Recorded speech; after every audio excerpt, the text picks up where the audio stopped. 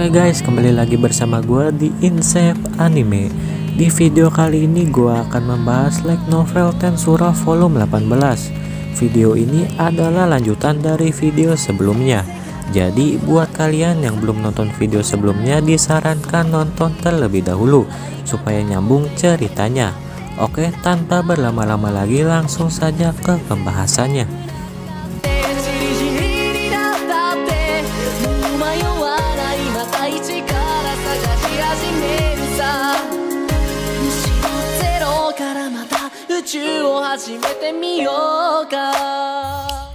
Setelah para Demon Lord memberikan keputusan untuk rencana masa depan, Guy memberi pernyataan bahwa dia akan pergi ke tempat Leon. Jadi untuk masing-masing para Demon Lord, lakukanlah apa yang harus dilakukan. Guy terlalu terburu-buru dalam mengambil kesimpulan. Dia pikir dirinya satu-satunya yang perlu diyakinkan. Jadi dia mengabaikan yang lain. Namun tidak mungkin Guy menjelaskan situasinya dengan benar. Bukan hanya Guy, tetapi ada juga Milim dan Ramirez yang kekanak-kanakan. Lalu Dagrul dan Leon yang ceroboh. Dan juga ada Luminas yang tidak peduli. Semuanya sama saja dan tidak mungkin menjadi sukarelawan untuk masalah seperti itu. Lalu Rimuru memutuskan untuk bersikap dewasa dan menjelaskannya kepada semua orang. Jadi kali ini Rimuru lah yang merangkum ceritanya dan juga menjelaskan situasinya. Setelah Rimuru selesai menjelaskan penjelasannya, Frey tercengang. Bukannya dia tidak bisa menanganinya dengan tepat, hanya saja dia tidak mau mendengarnya. Itu benar. Sekarang setelah aku memiliki kekuatan, aku ingin melihat seberapa jauh diriku bisa melawan True Dragon. Tapi aku ragu diriku akan memiliki kesempatan untuk melawan Velzar. Carrion membuat pernyataan tak kenal takut, tetapi dahinya berkeringat deras. Dia mungkin mencoba mencari tahu apa yang sedang terjadi dan apa yang bahkan bisa dia lakukan untuk mengatasinya. Untuk melawan dominasi, kau akan memusatkan kekuatanmu sebanyak mungkin. Jadi regalia Dominion ini harus dilawan. Jika kemauanmu cukup kuat, itu bisa dilawan. Dalam kasus Veldora, dia menjadi sasaran ketika daya tahannya dilemahkan oleh serangan mendadak. Veldora pun mencari alasan. Diriku yang asli pasti bisa menahannya. Tapi aku berada di tengah pertempuran dengan kakak perempuanku pada saat itu. Itu agak sulit. Tetapi Rimuru membalasnya. Itu sulit, atau lebih tepatnya kau didominasi. Tidak ada gunanya mencoba dan berpura-pura bahwa itu tidak terjadi. Jadi Rimuru berharap untuk Veldora mengakuinya dengan jujur.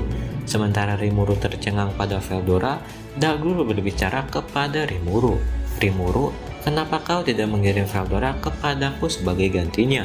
Aku bukan penggemar berat Ultima, tapi Veldora adalah wajah yang familiar dan aku mengenalnya dengan baik. Dia menyarankan agar Rimuru mengganti bawahan yang akan diberangkatkan ke tempatnya. Tapi sayangnya, jawabannya tetap tidak. Maaf, aku tidak bisa melakukan itu. Veldora bukanlah bawahanku. Dia adalah temanku. Aku tidak bisa begitu saja memutuskan untuknya. Jika dia baik-baik saja dengan itu, maka itu bukan urusanku. Tetapi dalam situasi ini, aku tidak bisa begitu saja dan mengabaikan keinginan Veldora dan melanjutkan diskusi. Itu sebabnya aku menanyakan padanya untuk saat ini. Veldora, kau diundang. Jadi apa yang akan kau lakukan? Veldora tertawa tetapi dia juga menolaknya. Rimuru merasa kasihan pada Dagrul, tetapi prioritasnya adalah keamanan negaranya. Dagrul benar, aku belum pernah melawan Velzar. Tapi naluriku memberitahuku bahwa dia adalah lawan yang berbahaya. Jika dia datang ke sini, aku harus menghadapinya. Kau harus bersiap untuk meminta bantuan segera, karena kamu tidak akan dapat melakukan apapun. Milim yang mendengarkan percakapan kami membuat pendapat yang sangat bagus. Itu adalah saran yang realistis, tidak seperti Milim yang biasanya yang terlalu percaya diri. Dengan kata lain, Velzar adalah masalah. Dan karena kemungkinan dia tidak akan menyerang sendirian, kami sepakat bahwa kami juga harus menghindari bertindak sendirian. Frey dan yang lainnya pun setuju, tapi yang membuatku penasaran adalah Mikael dan tujuannya yang lain. Aku tidak berpikir itu hanya untuk mengambil alih dunia ini. Louis lah yang menanyakan itu. Ini adalah kebangkitan Veldanava. Mikhail dan Veldway sedang bekerja untuk kebangkitan sang penguasa tertinggi. Ketika Rimuru menjelaskan ini, mereka yang belum pernah mendengarnya berteriak keheranan. Rimuru mendengar bahwa Milim dan Midley telah bertemu dengan Obera, tetapi tampaknya percakapan mereka tidak dikomunikasikan dengan baik. Itu sebabnya kita harus membiasakan diri untuk melaporkan, berkomunikasi, dan juga berkonsultasi secara rutin. True Dragon itu abadi, tidak perlu khawatir karena dia pada akhirnya akan kembali. Itu normal untuk berpikir begitu. Tapi Mikhail adalah ego yang muncul dari skill, karena dia adalah keberadaan yang mustahil. Dia pasti berpikir dengan jalan yang tidak bisa dipahami oleh orang biasa. Luminas menggelengkan kepalanya, seolah-olah dia tidak mengerti. Bisa dikatakan memang benar bahwa Veldanava tidak menunjukkan tanda-tanda kebangkitan. Gui membual bahwa dia percaya Veldanava abadi, karena dia pernah bertarung dengannya sekali sebelumnya. Selain itu, dia berkata bahwa dia bisa mengerti mengapa orang-orang memuja Veldanava. Saat Rimu bertanya pada diri sendiri, apakah ini baik-baik saja? Gui berbicara kepada Rimuru seolah-olah dia baru saja mengingat sesuatu. Dia bertanya bagaimana pemikiran Mikhail tentang dia akan membangkitkan Veldanava kembali. Gui mendesak Rimuru untuk memberitahunya apa yang Rimuru ketahui. Mereka tampaknya percaya bahwa jika mereka mengambil kekuatan dari 3 True Dragons, Veldanava akan dihidupkan kembali dengan semua Dragon Factor. Aku pikir itu bodoh. Tetapi dapatkah kita benar-benar yakin bahwa itu tidak akan berhasil? Diablo lah yang menjelaskannya sebelum Rimuru bisa mengingatnya. Pertama-tama, Dragon Factor adalah kuncinya. Ciel pun berbicara, jika ini tentang Dragon Factor, Master juga telah mendapatkannya. Tidak heran Rimuru mempunyainya, karena sekarang Rimuru sudah berevolusi menjadi True Dragon. Bagaimanapun juga, Velzard, Velgreen, dan Veldora, bahkan jika kau mengumpulkan Dragon Factor dari ketiga True Dragons, tidak ada artinya jika faktor terpenting dari Veldanava hilang. Jika jiwanya berbeda, maka itu adalah orang yang berbeda. Menurut Diablo, itu bukannya tidak mungkin. Itu teori yang tidak masuk akal. Bahkan jika kau dapat menciptakannya kembali, itu hanya akan menjadi tubuh palsu. Dan meskipun mereka mungkin dapat meniru skillnya, mereka tidak akan ada hubungannya dengan jiwa yang merupakan bagian paling penting. Gui menyela. Tampaknya dia memiliki pendapat yang sama dengan Rimuru. Ciel pun berbicara kembali. Tidak ada alasan untuk kembali. Pertama-tama, Veldanava harus mampu meregenerasi tubuhnya sendiri jika dia berniat untuk kembali. Maka tujuan musuh mungkin adalah Veldora. Semua orang di ruangan itu berhenti bergerak. Gumaman bisu Veldora bergema melalui aula yang sunyi. Dia tampaknya tidak tahu apa artinya itu. Yang lebih penting sekarang adalah apa yang ditunjukkan oleh Luminas. Veldora pernah diambil alih sekali sebelumnya, tetapi mereka tidak mengambil Dragon Factor pada saat itu. Dalam hal ini, terlepas dari apakah Veldanava akan dibangkitkan atau tidak, ada kemungkinan besar bahwa Dragon Factor milik Veldora akan menjadi sasaran. Obera juga mengatakan bahwa Kaisar Rudra atau dengan kata lain Mikhail telah mengambil alih Dragon Factor milik Velgreen. Sekarang Velzard sudah dikendalikan, yang tersisa hanyalah Veldora. Apa maksudmu Velzard juga akan kehilangan Dragon Factornya? Gui bereaksi terhadap komentar Milim dengan sedikit panik. Bukankah itu hal yang masuk akal? Kemudian Gui menunjukkan ekspresi gelisah yang tidak biasa. Dalam kasus Velgreen, salah satu paralel eksistensi miliknya diserap.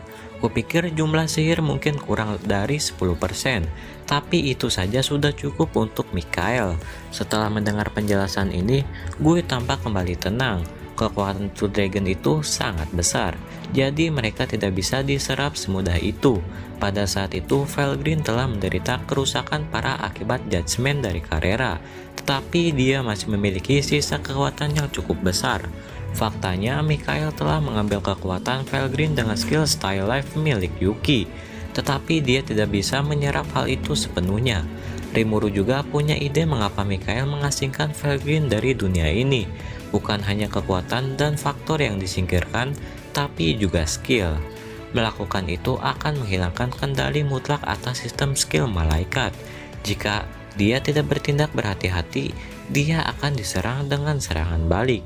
Itulah mengapa Mikhail ingin menggunakan Velzard untuk melemahkannya, dan kemudian mengambil faktor itu dan mengasingkannya. Tapi kenapa tidak perlu mengambil kekuatan mereka?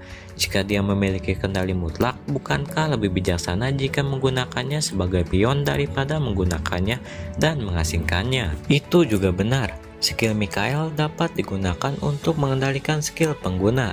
Ciel pun setuju dengan Rimuru. Lalu Dagrul pun angkat bicara. Kalau begitu, menurutmu apakah itu diperlukan untuk mengembangkitkan Veldanava dengan mengumpulkan semua skill di tangan Mikhail? Jadi kau tidak keberatan mengabaikan iblis dan skill turunan lainnya? Betul sekali. Mungkin Veldanava berpikir bahwa satu-satunya skill murni adalah yang dulu ia miliki. Kali ini yang menjawab Luminas. Hanya mendengarkan percakapan kami, sepertinya dia telah menghasilkan kesimpulan yang sangat mendalam. Veldanava yang sempurna, dengan kata lain, mengumpulkan skill murni untuk menciptakan kembali makhluk maha kuasa yang menciptakan semua skill. Kedengarannya tidak masuk akal, tetapi jika itu masalahnya, aku tidak berpikir keinginan itu akan menjadi kenyataan. Dengan Leon di sini, mustahil bagi mereka untuk mengumpulkan semua skill. Gue tertawa terbahak-bahak, tapi menurutku tidak semudah itu. Jika alasan itu benar, maka kita sudah mengalahkan tujuan strategis Mikhail pada saat ini. Aku, atau lebih tepatnya Ciel, telah mengkonsumsi Wisdom King atau Raphael, Covenant King atau Uriel, dan bahkan Kariti King atau Raguel.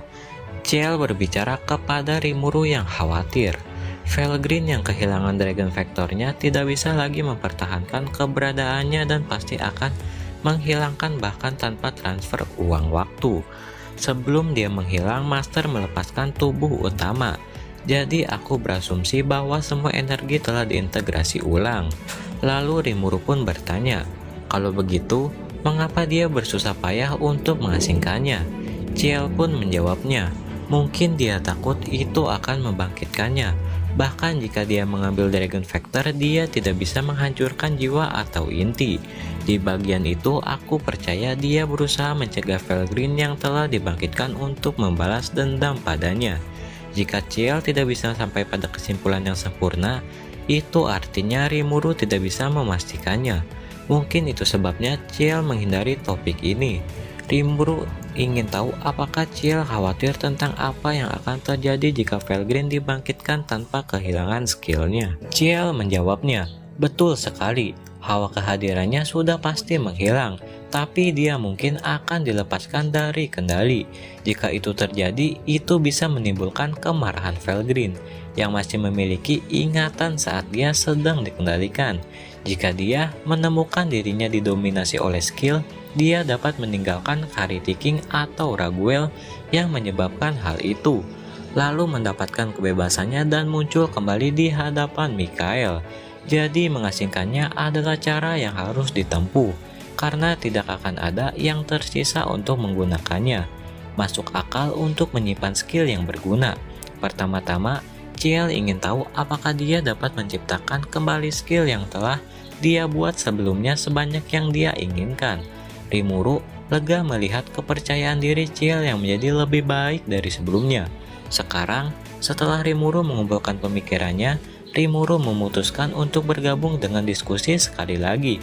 Jika skill benar-benar penting, maka aku tahu seseorang selain Leon yang memilikinya. Jadi kupikir kita harus mengabaikan mereka dan bekerja untuk menjaga Veldora dari tangan musuh. Jadi kurasa kita harus waspada ketika membiarkan Velzard dan Veldora bertemu. Veldora tidak ada hubungannya dengan sistem malaikat dan telah lolos dari kendali Regalia Dominion. Musuh mungkin menyadari hal ini, jadi langkah mereka selanjutnya mungkin akan mudah. Jika itu terjadi, itu akan menjadi perang habis-habisan. Jadi kupikir prioritas pertama adalah menyatukan pemilik skill malaikat terlebih dahulu. Jika itu aku pasti akan bertindak hati-hati. Tetapi aku tidak tahu strategi mana yang paling mungkin akan diadopsi oleh Mikhail. Tapi tidak perlu terburu-buru. tidak ada keraguan bahwa tujuan utama musuh adalah Veldora. Jadi kami dapat mengambil langkah untuk mencegahnya. Dalam skenario terburuk, mungkin merupakan ide yang baik untuk menghilangkan sirkuit kendali Leon. Meskipun aku tidak ingin melakukannya, aku berharap yang terbaik untukmu. Jika terjadi sesuatu, hubungi aku secepatnya.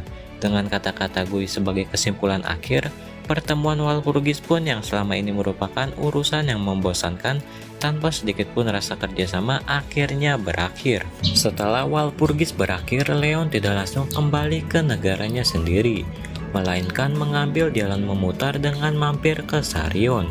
Guy seharusnya datang ke negaraku, jadi aku tidak punya banyak waktu luang.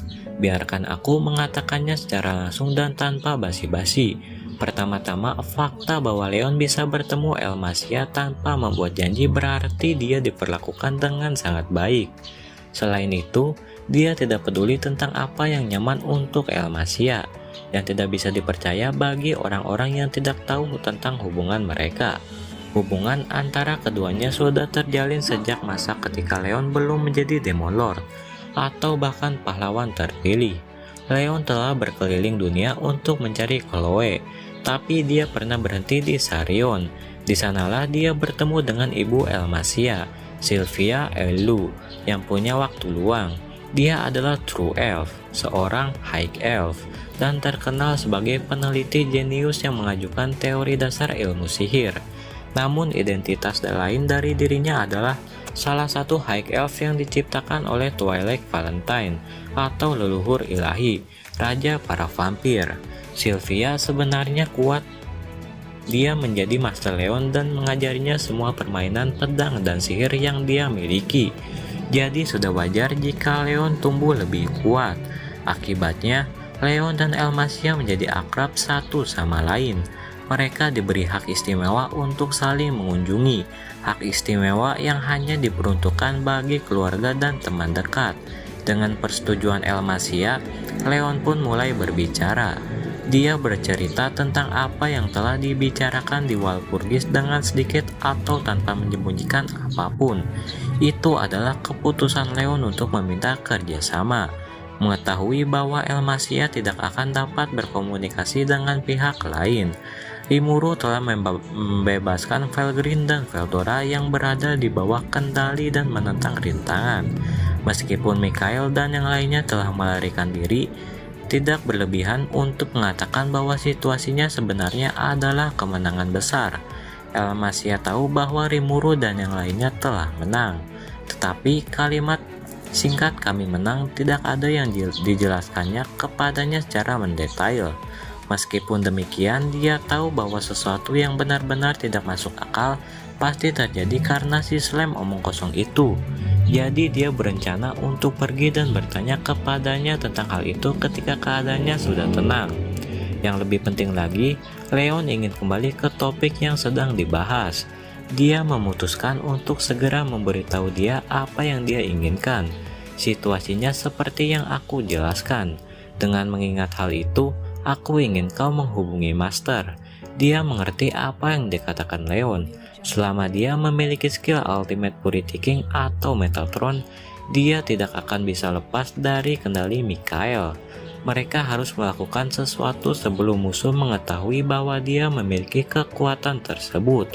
Untuk tujuan itu, pengetahuan Elmasia saja tidak cukup. Mempertimbangkan beratnya situasi, dia memutuskan bahwa seseorang dengan kebijaksanaan tertinggi yang dimiliki Sarion perlu dimobilisasi. Singkat cerita, akhirnya Leon pun pergi.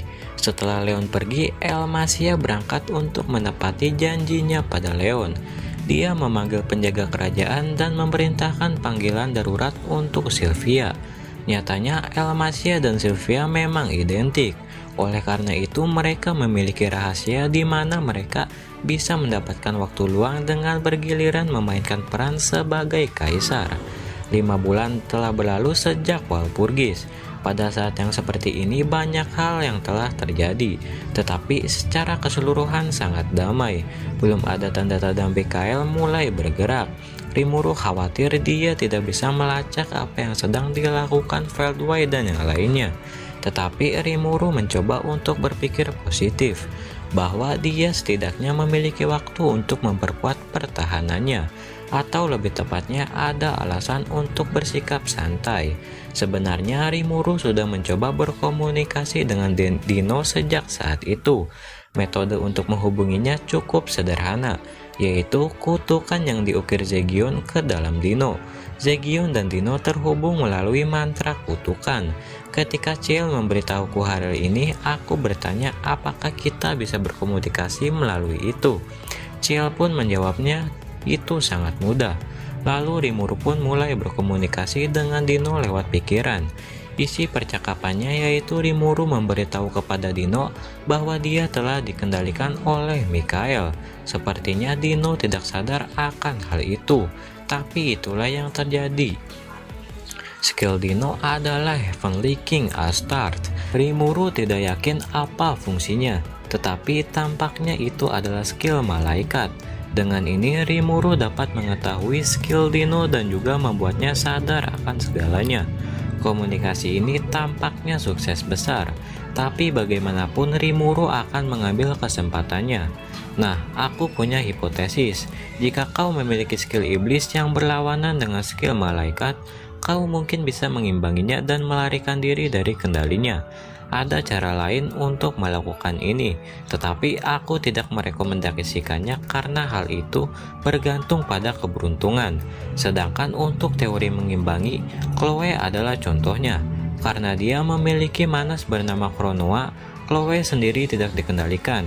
Aku mendengar bahwa dia telah kehilangan kontak dengan Chronoa sekarang. Tetapi dari apa yang aku lihat, dia telah berjuang dan berusaha keras untuk menghilangi sirkuit kendali dari Hawking atau Sariel. Singkat cerita, setelah berhasil membuat Dino berbicara, Rimuru bertanya kepadanya apa yang ingin dia ketahui. Rimuru bisa tahu kapan dia berbohong. Jadi selama Dino tidak memberitahuku, informasinya bisa diandalkan. Ngomong-ngomong, apa yang dilakukan Mikael sekarang? Apakah kau tahu kapan dia mungkin siap untuk bergerak? Dino pun menjawabnya, kupikir dia sedang tertidur sekarang. Soalnya dia mendapatkan kekuatan Felgreen dan juga mengambil kekuatan Felzard. Aku kira itu merupakan efek buruk yang diterimanya dan dia menjadi tidak aktif. Itu sepertinya beberapa informasi yang bagus. Jadi Dragon Factor milik Felzard sudah diambil darinya. Untuk ini harga kecil yang harus dibayar.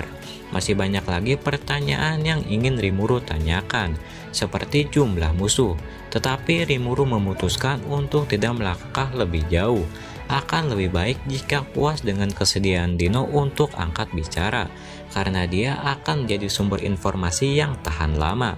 Dengan persetujuan Dino, Rimuru pun memutuskan koneksi kali ini. Lalu setelah itu Rimuru berbagi cerita ini dengan para Demon Lord, dengan peringatan bahwa Dino adalah seorang informan. Itu sebabnya kami tidak perlu merasa tegang. Rimuru meminta Dino menghubunginya setiap pagi untuk mengetahui apakah Mikael sudah bangun atau belum. Mikael seharusnya tidak bisa melihat semuanya. Dia tampaknya bisa memanipulasi skill subjeknya, tapi aku rasa dia tidak bisa membaca pikiran mereka. Jika itu mungkin, dia harus memproses sejumlah besar informasi, dan itu akan membuatnya lebih sulit untuk mengekstrak hanya informasi yang diperlukan. Alasan dibalik pemikiran itu adalah Ciel. Bahkan Ciel menegaskan bahwa meskipun mungkin untuk berbicara dengan seseorang yang terhubung oleh Soul Corridor, tidak mungkin untuk membaca setiap pikiran mereka. Meskipun terkadang seseorang dapat merasakan psikolog permukaan mereka, tidak mungkin untuk mengganggu apa yang seseorang pikirkan jauh di dalam hati. Untuk alasan itu, Rimuru menempatkan tingkat kepercayaan tertentu pada informasinya Dino. Oke, mungkin sampai di sini dulu pembahasannya. Buat kalian jangan lupa subscribe dan like video ini. Dan yang paling penting nyalain lonceng notifikasinya, supaya kalian bisa tahu kalau channel ini update video terbaru. Oke, sampai jumpa.